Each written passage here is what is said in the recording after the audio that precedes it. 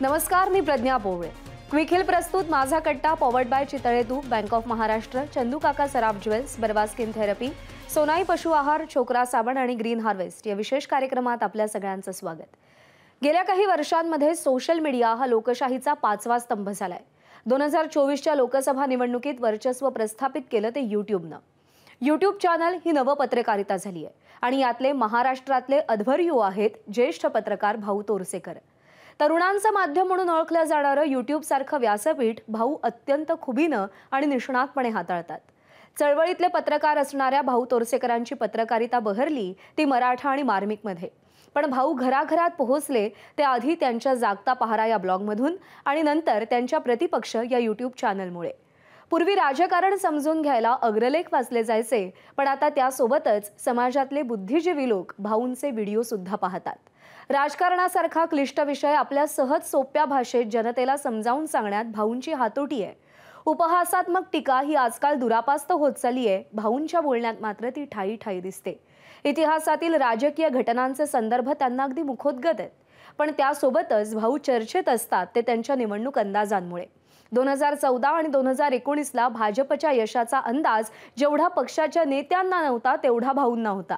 सध्या राज्याचे आणि देशाचे राजकारण वेगळ्या वळणावर आहे आणि या संक्रमणाच्या काळात भाऊंसारख्या जाणत्या अनुभवी पत्रकाराचे विचार ऐकणं अत्यंत गरजेचं आहे. तेव्हा आपण भाऊंसोबत गप्पांना सुरुवात करूया, कट्ट्याला सुरुवात करूया. भाऊ नमस्कार, आपलं स्वागत. भाऊ, जेव्हा निवडणुका झाल्या तेव्हा वेगवेगळे जे काही अंदाज लोक त्या निवडणुकीच्या बद्दल वर्तवत होते त्या सगळ्यांपेक्षा वेगळा आणि फार धाडसाचा अंदाज तुम्ही व्यक्त केला होता, जो म्हणजे अगदीच त्याच्यात तसाच तो जवळपास घडला असं पाहायला मिळालं. तर खरं तर या सगळ्या गप्पांची सुरुवात करताना इतकं अचूक अंदाज तुम्हाला या निवडणुकीच्या बद्दल कसा आला होता? पहिली गोष्ट म्हणजे तो अंदाज होता,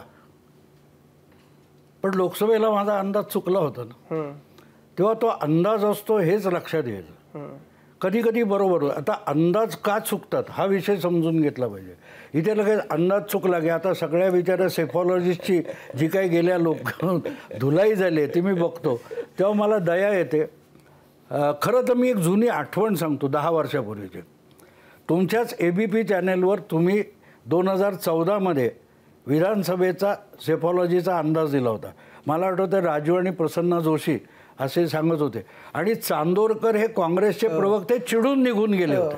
आणि प्रसन्ना आणि राजू दोघांचीही तारांबळ उडाली होती की ते सावरायचं कसं. आणि मी त्याच्यावर ब्लॉग लिहिला होता. मी तेव्हा यूट्यूब वगैरे लिहित नव्हतो, म्हणजे यूट्यूब वगैरे मला जमत नव्हतं, पण मी त्याच्यावर ब्लॉग लिहिला होता आणि म्हटलं होतं की आणि त्यांचा चांदोरकरांचा मुद्दा बरोबर होता की अजून युती झालेली नाही आणि युती पुढे तुटली. तेव्हा त्यांचा दावा पण चुकीचा नव्हता की युतीच झालेली नाही तर त्यांना इतक्या जागा मिळतील हा दावा तुम्ही का करता. तो मुद्दा असा होता की त्यावेळेला भाजपला AC नेल्सननं सर्व्हे केला होता आणि भाजपला 121 जागा दिल्या होत्या. जनार्दन चांदोरकरांचं म्हणणं असं होतं की भाजप 118 जागा लढतं तर ते 121 जागा लढतील कशा. आणि त्याच्यामध्ये म्हणजे आम्ही सांगायचा प्रयत्न करत होतो की सगळे स्वतंत्र लढले तरचा तो अंदाज आहे. बरोबर आहे. आणि योगायोगाने त्या दिवशी निकालाच्या दिवशी मला तुम्ही बोलवलं होतं, मी आलो होतो. माझा अंदाज असा असतो की मी एक माझ्या पद्धतीमध्ये जो अभ्यास करतो त्याच्या आधारावर मिळून. आता त्यावेळेला मी तुमच्यापेक्षाही मी खात्रीपूर्वक तुमचा अंदाज बरोबर का म्हणालो त्याचं कारण सांगतो की त्यावेळेला 15 वर्ष जी आघाडी सरकार होतं त्याला लोक इतके विटलेले होते की इम्रान खान पण त्यांना हरवू शकला की हे नकोत बाकी कोणीही चालते. त्यामुळे वेगवेगळे शिवसेना भाजप लढले तरी कान धरून मतदार त्यांना एकत्र येईल ही सायकॉलॉजी आहे. गंमत अशाकडे डेटावर काम करणं वेगळं, पण डेटा निर्जीव असतो, माणूस जिवंत असतो. त्यामुळे डोकी मोजताना तुम्ही त्या डोक्यात काय चाललं हे पण बघावं लागतं. तर तो जो आधार आहे माझा तो इब्न खाल्दून नावाचा इतिहासकार आहे. इब्न खाल्दून हा इतिहासकार 14व्या शतकातला. त्याचं वैशिष्ट्य असं आहे, तो म्हणतो की राजे रजवाड्यांचा इतिहास नसतो.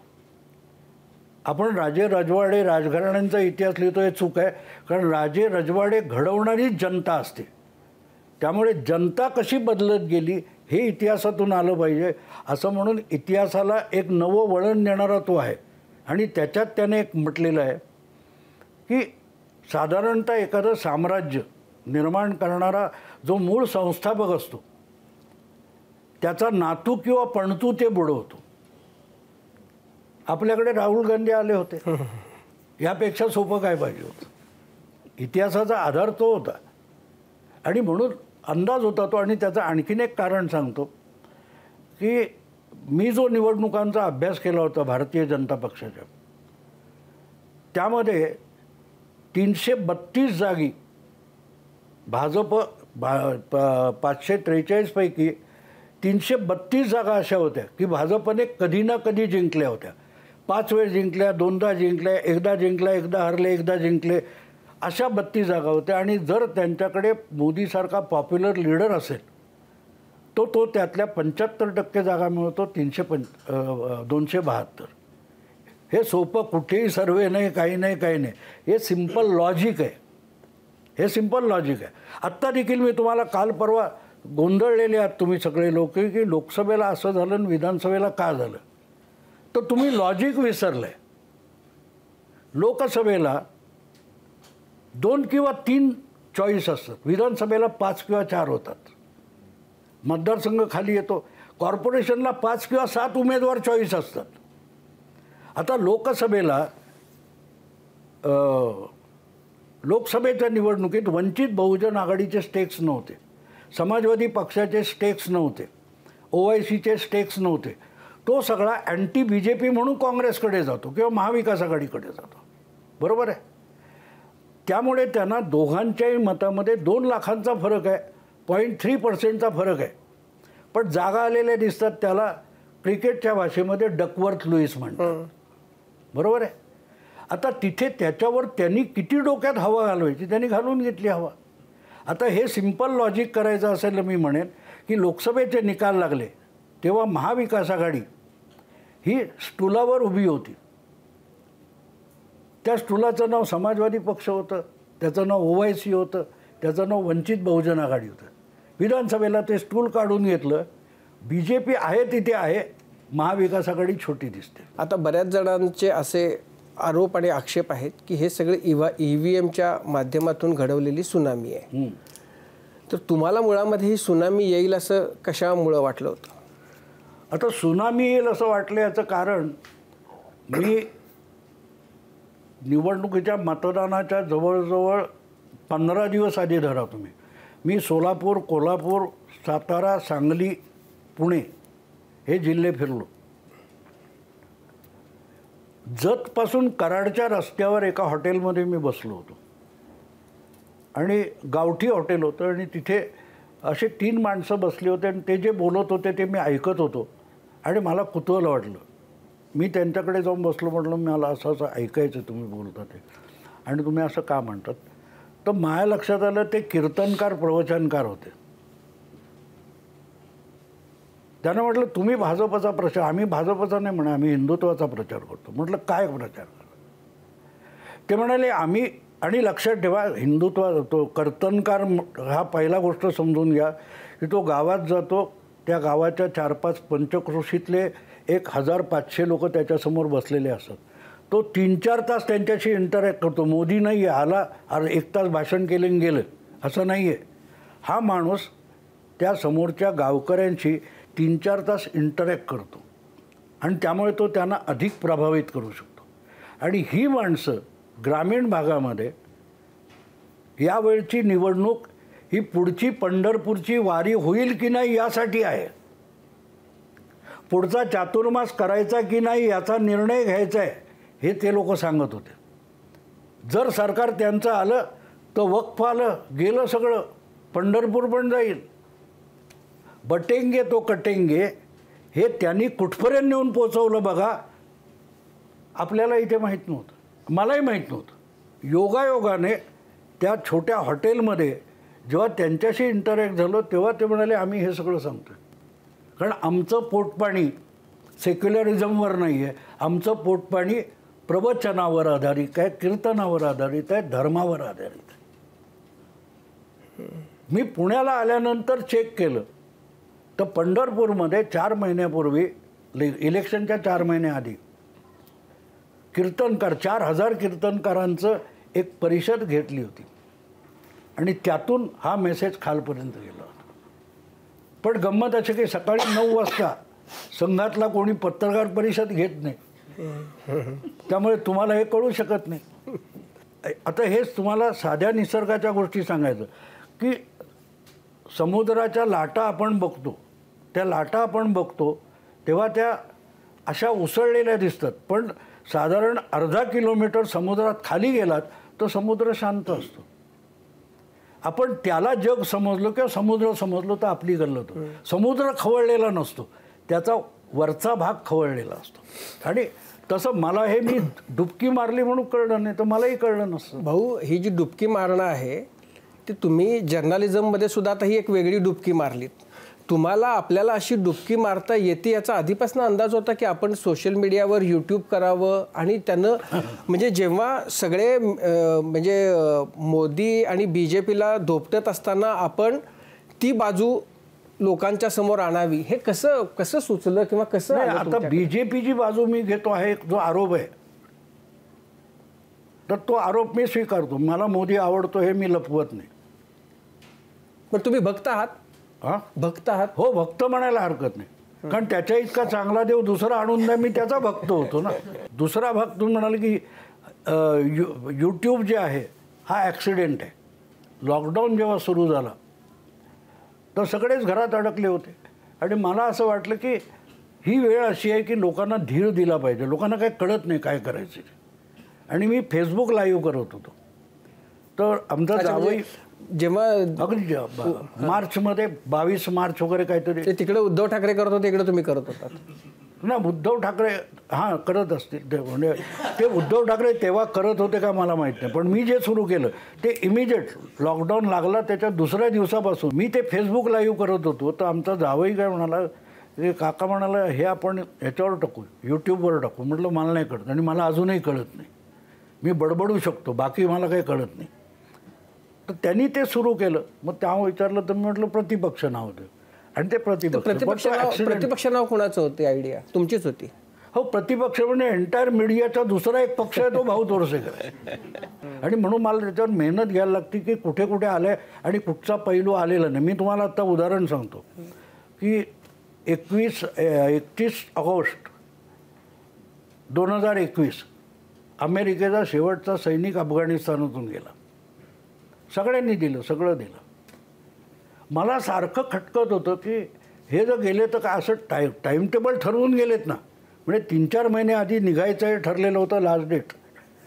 मग यांनी रणगाडे, त्या हेलिकॉप्टर्स, त्या तोफा हे उचलून का नेलं नाही? हे इथे सोडून गेले तर यांनी तालिबान अधिक सशक्त होतं.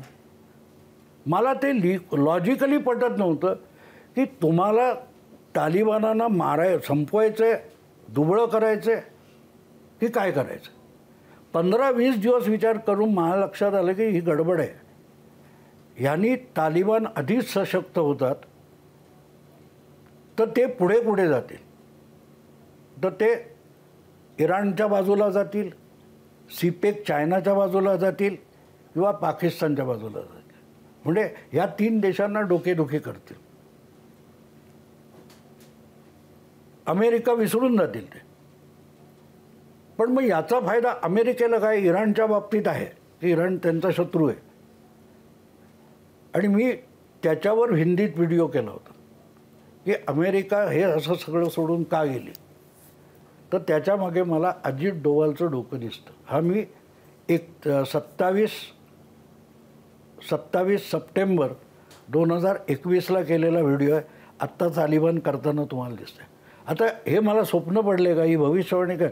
मला खटकलं की हे एवढं सोडून का गेले. हे खटकतं तिथे बातमी असते असं मी मानतो. मी ते शोधत राहतो, हा माझा स्वभाव आहे. म्हणजे तो काय पत्रकारितेत शिकलो असं नाही, हा बालपणापासूनचा स्वभाव आहे. आणि मी असं मानतो की माझी आई ही सगळ्यात मोठी माझी शिक्षक आहे. मी अगदी लहान होतो आणि आम्हाला त्या काळात आईबाप कुठे फिरवायचे, लालबाग ते राणीबाग अंतर किती आहे, पण कधी आईबाप खुश झाले तर चौपाटीवर नेलं 4-5 महिन्यात. तर राणीबागेत गेलो असताना पहिल्यांदा ते असं फुललेलं कमळ बघितलं. तर मी आईला विचारलं हे कमळ आहे खूप लहान होतो. तर तिला म्हटलं, तिनं म्हटलं हे संध्याकाळी बंद होतं, परत सूर्यास्ताला उघडतं वगैरे आईने शिकवलं. म्हटलं पण हे जे कमळ आहे, अशाच कमळात ती लक्ष्मी उभी राहते का? ती म्हणाली हो. म्हटलं मग ते बंद झाल्यावर ती घुसमटून मरत नाही का? दुसऱ्याच्या आईने कानफडीत वाजवलं असतं, पण माझ्या आईने वाजवलं नाही.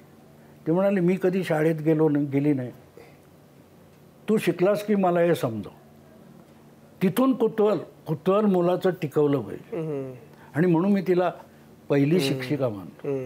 आणि ते कुतूहल आजपर्यंत, मी तुम्हाला जो वेगळा वाटत असेल ना, तो एका गोष्टीत आहे, माझ्याकडे तो चाइल्ड लाईक इनोसन्स आज पण आहे. प्रत्येक गोष्टीत काहीतरी वेगळं आहे का? पण मग भाऊ, आता मोदींच्या बद्दल, म्हणजे मोदी असं व्यक्तिमत्व आहे की ज्याचे म्हणजे एकदम कट्टर समर्थक आणि कट्टर विरोधक. तर मोदींची जी आता एक मीडियामधली इमेज किंवा एकूण जे त्यांचं दिसतं, त्याच्यामध्ये त्यांची एकाधिकारशाही, ते कोणाचं ऐकत नाहीत, ते कोणाशी बोलत नाहीत, ते त्यांच्याच पद्धतीनं विचार, त्यांचंच ते पुढे नेतात वगैरे, अशा प्रकारची टीका होती. तुम्ही जेव्हा तुम्हाला मोदी भावतात, तेव्हा असे काय गुण तुम्हाला भावले की ज्यामुळं सगळं जग त्यांच्या विरोधामध्ये असताना तुम्हाला असं वाटलं नाही ते सगळं झूठ आहे आणि आपल्याला जे आतून वाटते तेच खरं आहे? पहिली गोष्ट म्हणजे मी जे मोदींना भेटलेली माणसं मला आहेत, त्यांनी मोदींचा सांगितलेला सगळ्यात उत्तम गुण म्हणजे Modi is a great listener. आता तुम्ही मला सांगा, मीडिया इमेज बरोबर आहे का चूक आहे? हा फरक आहे ना. पण आम्हाला प्रेस कॉन्फरन्स घेत नाही, बरोबर आहे, ही तक्रार आहे मोदींना. मी परवा एकाने मला हा प्रश्न विचारला, म्हटलं मला अमिताभला घेऊन सिनेमा काढायचा आहे, अमिताभला घेऊन ये. का अमिताभ पाहिजे मला? घे दुसऱ्या नटाने काढ सिनेमा. तर हे जे इमेज आहे, माणूस करतो काय, त्या माणसाने गुजरात कुठून कुठे नेऊन ठेवला हे दिसतोय ना आपल्याला. जो माणूस, मी तुम्हाला सांगतो, ते मी लेखमाला लिहित होतो तेव्हा मला बडोद्याहून एका मराठी माणसाने, गुजरातमध्ये राहत होतो, मला एक गुजराती लोकल वर्तमानपत्राचा अग्रलेख पाठवला होता. आणि तो अग्रलेख असा होता, मी त्याच्यावर एक एपिसोड माझ्या पुस्तकात आहे की त्या अग्रलेखाचं शीर्षक होतं BJP हारे तो मोदीનું શું થાય. म्हणजे BJP हरलं तर मोदीचं काय होईल. तर ते वाक्य शंकरसिंग वाघेलांनी काँग्रेसच्या कार्यकर्त्यांमध्ये उच्चारलेलं वाक्य होतं की बुवा आपण 4 वेळ भाजप हरलेलं आहे, आपला काँग्रेस हरलेली आहे, अजून एक निवडणूक हरू, भाजप परत एकदा जिंकेल. पण कधीतरी भाजप हरेल ना, मग जेव्हा भाजप हरेल तेव्हा मोदीचं काय होणार, असा तो वाघेलाचा प्रश्न होता. त्या माणसाने तेवढं एक वाक्य घेऊन अग्रलेख लिहिलं होतं आणि त्याच्यात त्याने लिहिलं होतं की मोदी काय आधी समजून घ्या. आणि त्यात त्यांनी लिहिलं होतं, कुठेतरी विसनगर किंवा असं कुठचं तरी गाव आहे, तिथे एक गांधीवादी उपोषणाला बसले होते आणि त्यांचा हट्ट होता की माझं उपोषण मुख्यमंत्र्यांनी सोडलं पाहिजे. म्हणून मोदी त्या गावात गेले होते आणि त्यांची मिरवणूक निघाली होती. तर मोदीची गाडी जात होती, काचा वर होत्या, बाजूला लोक जमले होते. अचानक एका ठिकाणी काच गाडीची खाली झाली, हात बाहेर निघाला, एक बाई धावत आली, 2 मिनटं बोलली आणि परत गेली गर्दी. तर सगळा मीडिया तिच्याकडे गेला आणि तिला विचारलं की तुला का बोलवलं आणि तू त्या मोदीशी बोललीस काय, मुख्यमंत्री होता. ती म्हणाली माझा तो थोरला भाऊ आहे, तो माझा थोरला भाऊ आहे. आणि त्या संपादकाने लिहिलं होतं की या देशात एक नगरसेवक असा दाखवा, नगरसेवक, आमदार, मंत्री, जो कोणी असेल तो, ज्याने निवडून आल्यानंतर आपल्या कुटुंबाला त्याचा कुठलाही फायदा दिला नाही. हा एकच माणूस आहे. आणि त्यामुळे ज्या दिवशी तो निवडणुकीतून बाजूला होईल त्या दिवशी खांद्याला झोळी लावेल आणि परत संघाचा प्रचारक म्हणून निघून जाईल. मी मोदीच्या प्रेमात त्या एका लेखामुळे पडलो. मला असा लोकप्रतिनिधी असावा असं वाटतं, जो दुर्मिळ वस्तू झाली आपल्याकडे, दुर्मिळ वस्तू झाली. आजसुद्धा त्या माणसाच्या नावावर काय आहे दाखवा.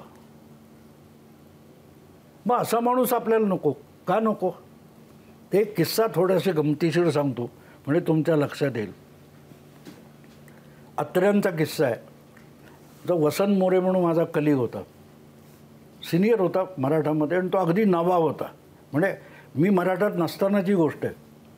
तर अगदी नवा MA झालेला, मराठात आलेला आणि असं उपसंपादक होता. धोटे त्या काळात खूप धमाल करायचे.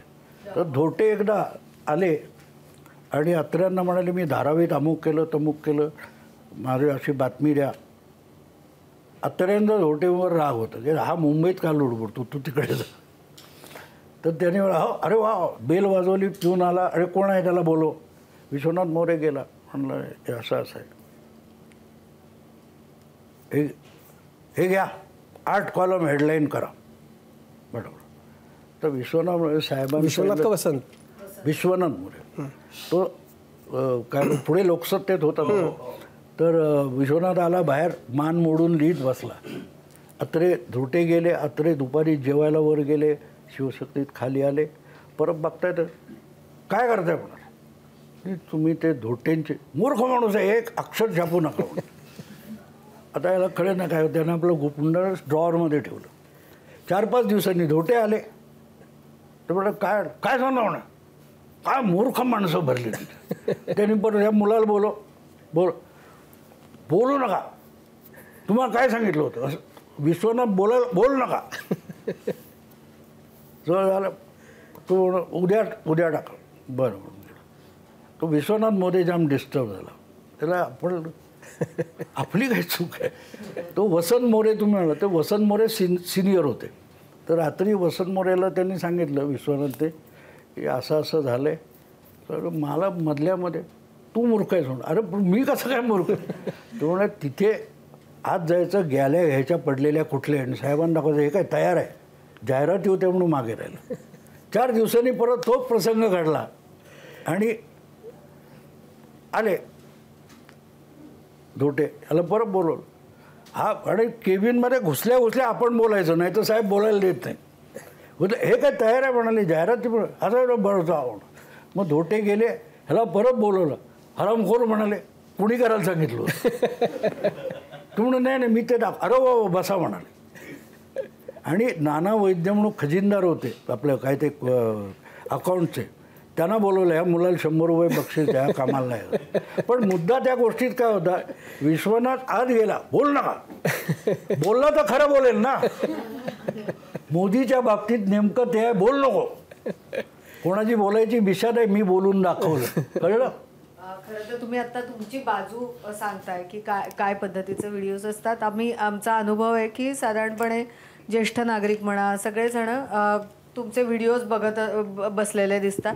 असं कुठेतरी जाणवतं का की समाजात म्हणा, पत्रकारांमध्ये, विचारवंतांमध्ये 2 गट आहेतच, 2 विचार आहेत, पण एका विचाराला कुठे आउटलेटच नव्हतं. ते कुठल्या तरी पद्धतीने तुमच्याकडून दिलं गेलं, तो विचार ऐकायला मिळत नव्हता, किंवा ती 4 लोकांमध्ये बोललं जात असेल पण ते उघड बोललं जात नव्हतं. असं वाटतं का तुम्हाला? नाही, त्याचं कारण असं आहे की जर दुसरी बाजू सांगितलीच जात नसेल तर लोक शोधून काढतात ना. मी कुठेही जाहिरात केली नाही, काय नाही. मी सांगितलं ना ॲक्सिडेंटली तर सुरू झालं, लोक ऐकायला लागले. लोकांना नवीन नवीन त्यात काहीतरी बाजू, अमुक एक आहे तर दुसरी बाजू काय आहे. आज मी तुम्हाला सांगतो की तुम्ही माझे व्हिडिओ बघाल तर त्याच्यात सनसनाटी नसते, बरोबर आहे. मी ते समजावण्याचा प्रयत्न करतो. आजची पत्रकारिता कुठे गोंधळली आहे, पहिली गोष्ट लक्षात घ्या की जेव्हा सोशल मीडिया आला, सोशल मीडिया आल्यानंतर रेग्युलर मीडिया जो आहे त्याची उपयुक्तता काय राहिली. तुमची बातमीसाठी तुमची गरजच नाही आहे. अमेरिकेत काय घडलं तर हे आमच्या साताऱ्याच्या माण तालुक्यातल्या महिमानगडामध्ये 2 मिनिटात लोकांना त्या काय ते फेसबुक आणि त्याच्यावर कळतं किंवा व्हॉट्सॲपवर कळतं. मग तुमची गरज काय, तुम्ही ते समजावा. हे असं असं झालं आहे, ह्याचा असा असा अर्थ होतो, तो समजावला पाहिजे. पण तो आपण समजावतो का? नाही. तिथे मग आपण कमी पडतो आणि तिथे मग माझी गरज वाटते लोकांना की हा समजावतोय. आणि दुसरी गोष्ट अशी झाली आहे की अनेक दिल्लीतले किंवा इथले ज्येष्ठ पत्रकार आहे, त्यांना असं वाटतं की मोदी काय, शहा काय, देवेंद्र काय, उद्धव काय, हे सगळे आपल्या पटावरची प्यादी आहेत. नो, ती जिवंत माणसं आहेत. ते आपल्या मतलबानुसार निर्णय घेतात आणि त्यामुळे तुम्हाला पाहिजे तो अजेंडा ते राबवणार नाही. आता बघा ना, उद्धव ठाकरे परत हिंदुत्वाकडे जाणार का याची चिंता त्या पक्षातल्या लोकांपेक्षा सगळ्या जास्तीत जास्त बुद्धिजीवी नाही. कारण आपण काय करू बसलो, आपण याचं समर्थन केलं, आता परत हिंदुत्वाकडे गेलं तर काय करायचं. चिंता दिसते की नाही. पण तुम्हाला वाटतं भाऊ, असं वाटतं तुम्हाला होईल काय ते उद्धव ठाकरे परत जातील, परत घेतील का हे विचार. पण सांगतो का आपण प्रतिपक्ष आहे, मी उलट गंमत. आता घेतील किंवा जातीला कसं होतं की तुमची गरज आहे का, त्यांची गरज असली पाहिजे ना. तुम्ही जर तुमची आता अजितदादा आणि उद्धव ठाकरे यांची तुलना करत, ते विचारांच्या बाहेर तिकडे गेलेत, हे विचारांच्या बाहेर इकडे आले. पण अजितदादांनी कट्टेगे तो बट्टेगे वगैरे म्हटल्यानंतर आक्षेप घेऊन दाखवला. बरोबर आहे, मी फुले शाहू आंबेडकर जो काय आहे त्यात आहे, हे अजितदादांनी हट्टाने दाखवलं. उद्धवनी नको तितकं सेक्युलर होऊन दाखवलंय. त्यांनी स्वतःच मागचे दोर कापलेत. मागे येणार कसं सांगा ना तुम्ही. आणि आलात तर तुमच्यावर विश्वास ठेवता येईल का. तुमच्यावर विश्वास कसा ठेवायचा मला सांगा. की आता मला लोकसभेपासून विधानसभेपर्यंत 4 महिन्यात असं काय घडलं की निकाल असे लागले, हे तुम्ही विचारताना प्रश्न मला एक विचारा, वेळ किती लागतो, मत बदलायला वेळ किती लागतो. निवडणुकीचे 1900 निकाल लागेपर्यंत उद्धव ठाकरे महायुतीत होते. निकाल फायनल झाले 1 तासात, उद्धव ठाकरे 1 तासात बदलले. अरे उद्धव ठाकरे बदलू शकतात, मतदार का नाही बदलायचो. भाऊ, तुमच्या आत्ताचं एक वाक्य होतं, उत्तम वाक्य होतं, राजकीय नेते ही जिवंत माणसं असतात आणि प्रत्येकजण आपापल्या मतलबानुसार वागत असतो. आमच्या पत्रकारितेच्या जमान्यात ज्या पक्षाला तुम्ही जवळनं बघितलेत, आपण महाराष्ट्राविषयी बोलतोय, शिवसेनेतलं छगन भुजबळांचं बंड, नारायण राणेंचं बंड, राज ठाकरेंचं वेगळं होणं आणि आता एकनाथ शिंदेंचं बंड आपण पाहिलं. तुमच्या पत्रकारितेच्या जमान्यात सुरुवात झाली, जो लेख तुमचा गाजला होता, बंडू शिंगरेंचं बंड, बंडूचं बंड. तर ही सगळी बंड तुमच्या नजरेनं तुम्ही कशी पाहता. कदाचित मोठं उत्तर असेल, पण नाही मोठं उत्तर नाही, अगदी शॉर्ट सांगतो तुम्हाला. ती शिवसेना बाळासाहेबांची होती, आताची शिवसेना उद्धव ठाकरेंची. आणि बाळासाहेबांना मी जवळून जे बघितले, मार्मिकला 4 वर्ष संपादक असताना, बाळासाहेबांनी निवडून आलेल्याला कधी किंमत दिली नाही इतकी शाखा प्रमुख आणि विभाग प्रमुखाला किंमत दिली. शिवसेना हा जगातला कदाचित एकमेव पक्ष असा आहे की ज्या पक्षाला गल्लीबोळात शाखा होत्या पण मुख्यालय नव्हतं. आयदर मातोश्रीच्या गच्चीवर किंवा सुधीर भाऊंचं लॉजिंग बोर्डिंग आहे त्याच्या गच्चीवर शिवसेनेच्या नेत्यांच्या विभाग प्रमुखांच्या बैठका व्हायच्या. 66 साली पक्ष स्थापन झाला, 75 नंतर शिवसेना भवन झालं. शिवसेना भवनामध्ये बाळासाहेब किती वेळाला जायचे, कोणी नाही. मी मार्मिकमध्ये ऑफिसमध्ये 4 वर्ष बसत होतो, ओसाड असायचं दिवसभर, ओसाड. संध्याकाळी कामगार सेनेची गजबज असायची, पण शाखा गजबजलेल्या होत्या. उद्धव ठाकरेंच्या काळात शाखा ओसपडल्या, काँग्रेस झाली, हायकमांड झालं, सेना भवनला महत्त्व आलं, तिथे शिवसेना बदलली. आणि तिथे बाळासाहेब असताना फक्त बाळासाहेब हा एकच नेता होता, एकच प्रवक्ता होता. आता शिवसेनेत सगळेच प्रवक्ते आहेत, सगळेच नेते आहेत. तुम्हाला एक गंमत सांगतो, आनंद दिघे याच्याविषयी बाळासाहेबांचा आक्षेप काय होता माहिती आहे का सगळ्यात मोठा, की बाकी सगळे शिवसेना जिल्हा प्रमुख होते.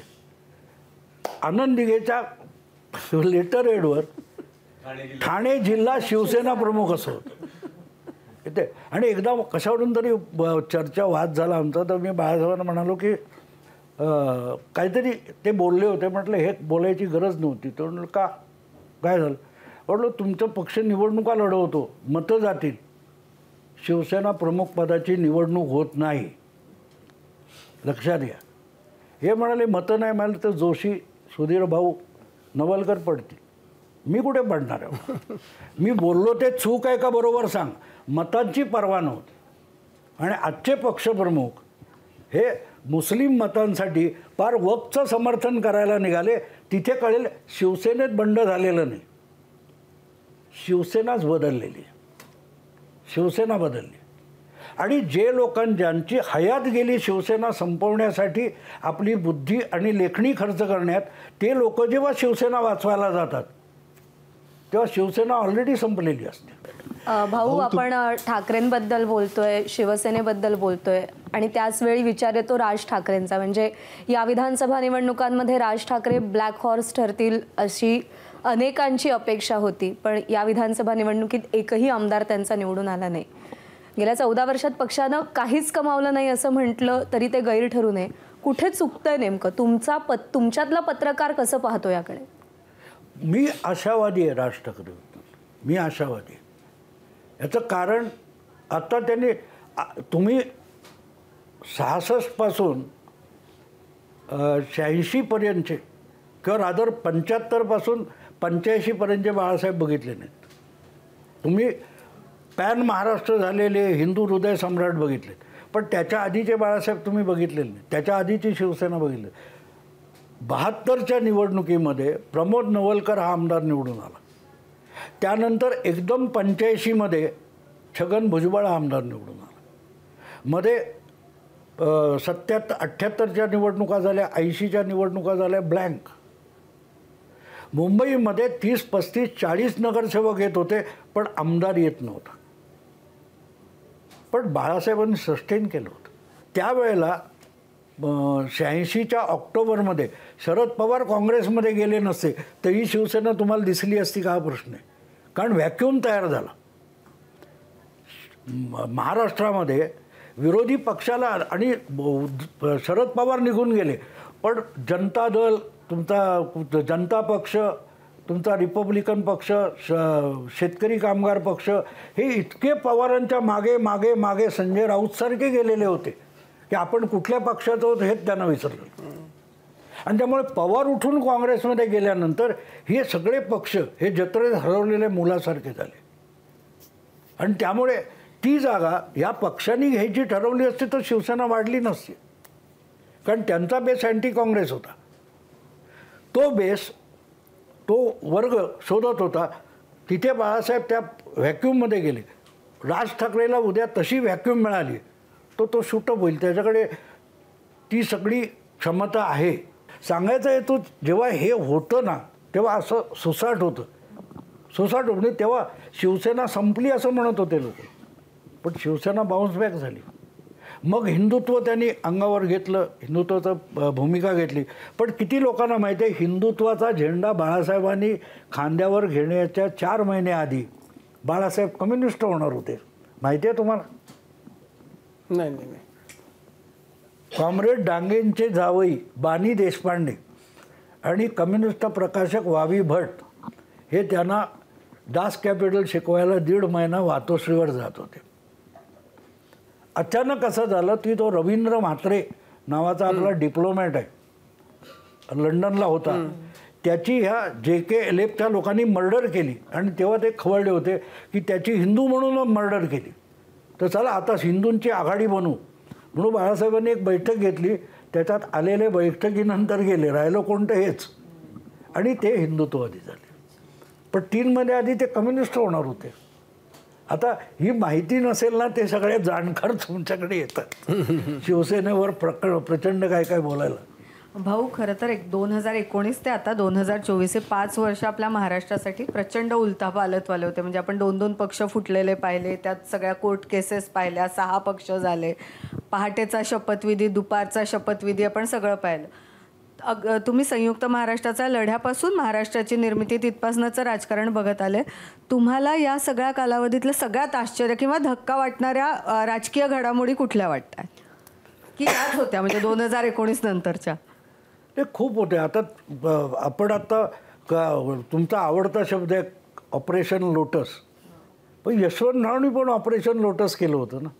एक एक करून यशवंतराव मुख्यमंत्री झाल्यानंतर आज तुम्हाला जे जे काँग्रेसमध्ये 3ऱ्या पिढीतले 2ऱ्या पिढीतले नेते दिसतात, त्यांचे सगळे वडील किंवा आजोबा हे शेतकरी कामगार पक्षात होते. तर हे चालत आलेलं आहे. पण मला धक्कादायक वाटलं असेल काय ना, तर जनता पार्टीच्या काळामध्ये ज्या प्रकारे शरद पवारांनी काय ते काँग्रेस सोडली आणि जे तिथून मग ती घडी विस्कटायला सुरुवात झाली. शरद पवारांनी जे केलं त्यानंतर कोणालाही कुठच्याही बाजूला जायला यायला काही फरक राहिला नाही. म्हणजे आज शरद पवार सगळं बोलतील, पण त्यावेळेला मला आठवते शांता नाईक ह्या लोहियावादी विचारसरणीच्या होत्या आणि त्या जनता पक्षातल्या समाजवादी गटाच्या म्हणून मंत्री होत्या. पण शांता नाईकनी राजीनामा दिला होता.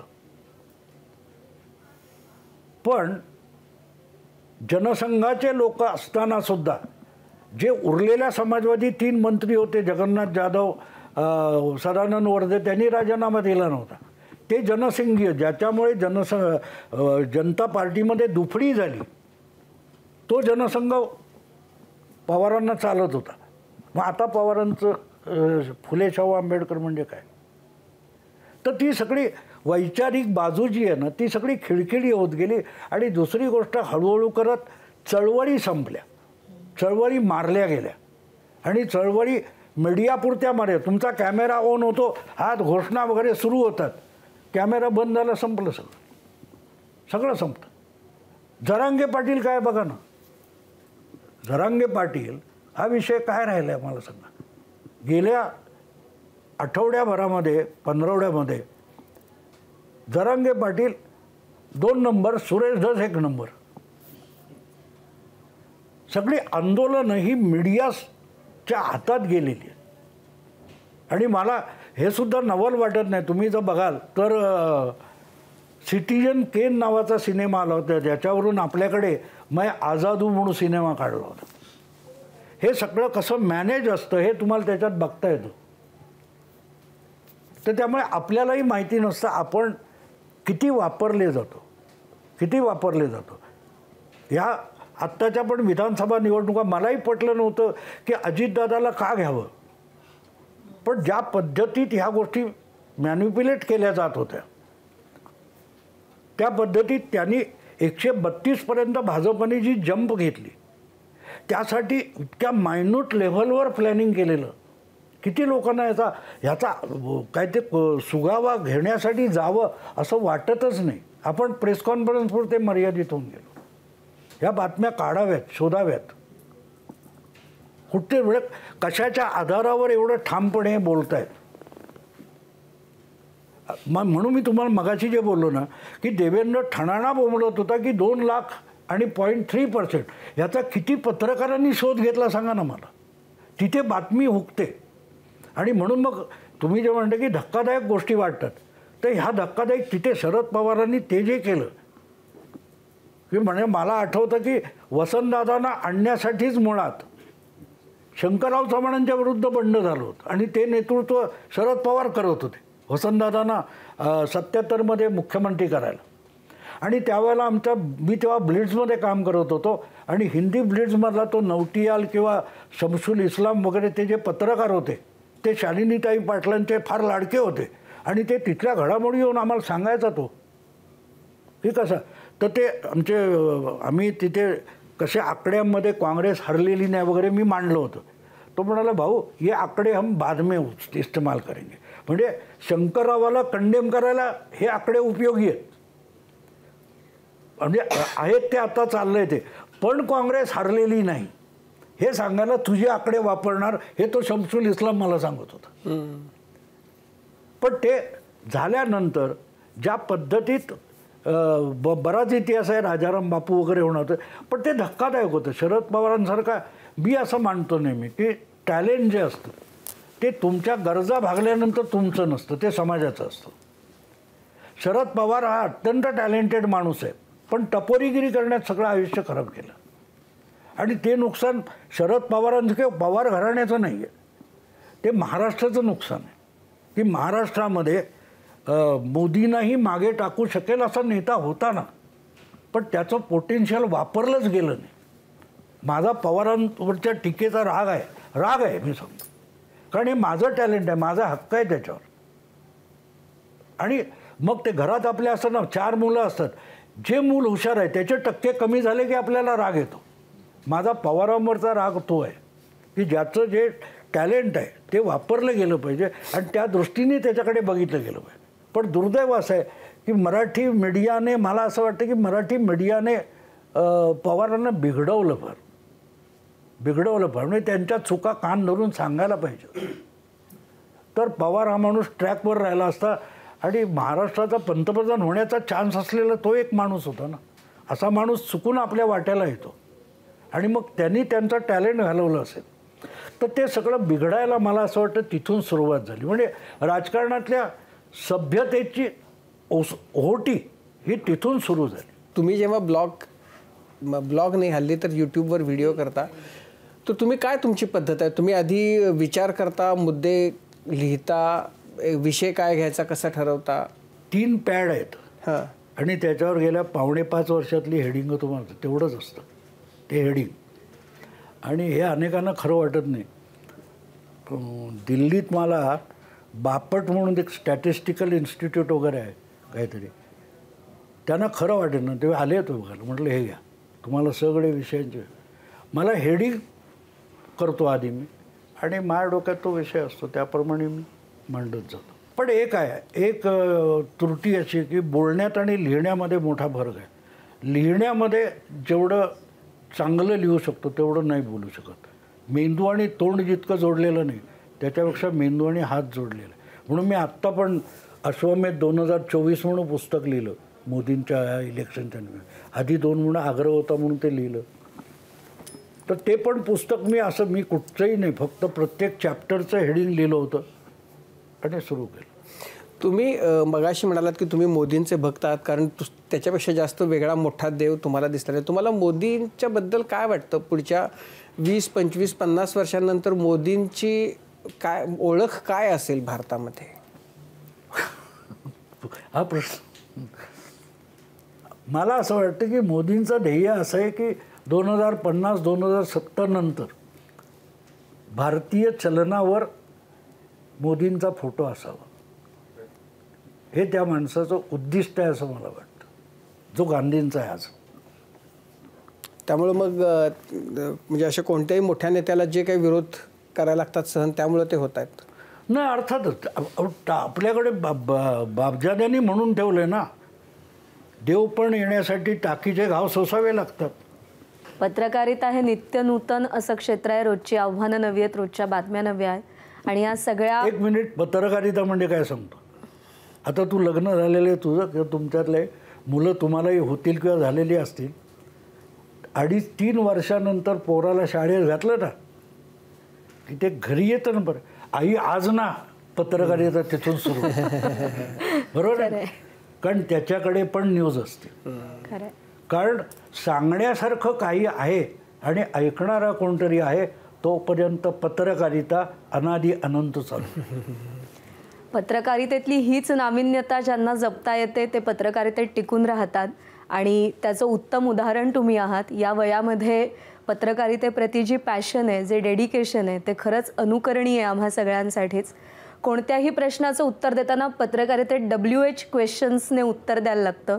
तुमच्या लोकप्रियतेभोवती, तुमच्या फॅन फॉलोइंगभोवती जे प्रश्न निर्माण होत आहेत त्या सगळ्या प्रश्नांची अगदी सटीक उत्तरं तुम्ही आज कट्ट्यावर दिलीत.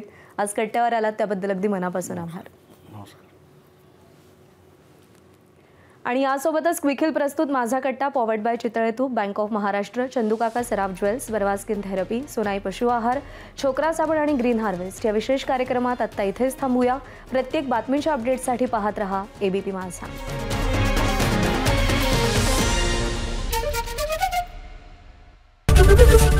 ABP माझा, उघडा डोळे बघा नीट.